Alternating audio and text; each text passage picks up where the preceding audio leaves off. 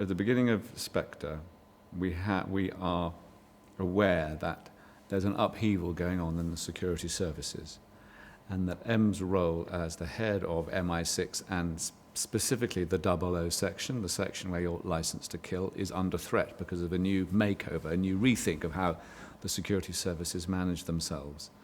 And so M is under pressure because of this imminent upheaval, and Bond is party to it.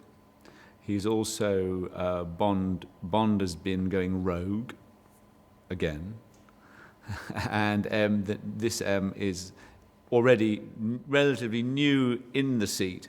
He's got upheaval in the security services and a Bond who's doing his own thing. So he's a man under pressure.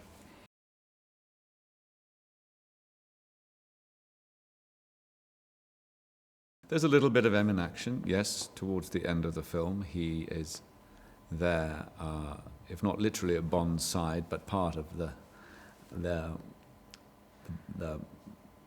Bond's efforts to bring down the antagonist. He's there. He's not behind a desk. He's behind the wheel of a car, and he carries a gun for a short moment.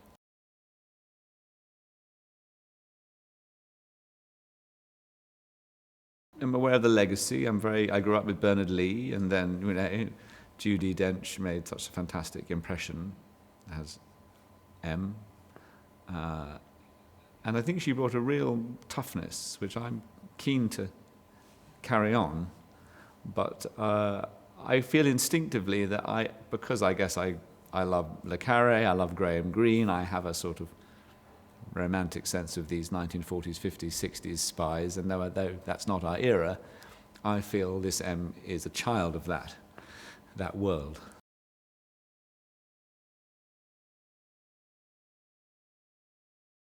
Daniel has given a whole new lease of life to Bond. I mean, there have been great Bonds all the way through. They've all had great qualities, but I would say that Daniel's own sort of intensity, interior intensity, alongside an extraordinary physical presence and physical expressiveness, that's made this a very high definition Bond. And I've been given a sneak preview of a few scenes by Sam, and I'm blown away by the sort of way Daniel inhabits this character that, for lots of people back in the 70s was, a fun, friendly, escapist, I mean, actually, I don't want to compare, but I mean, every Bond has had its great charm or wit or whatever, but I think why this is still current is that Daniel has got something very current about him. When I first saw Casino Royale, I thought, there's a toughness that I believe this guy can do that stuff.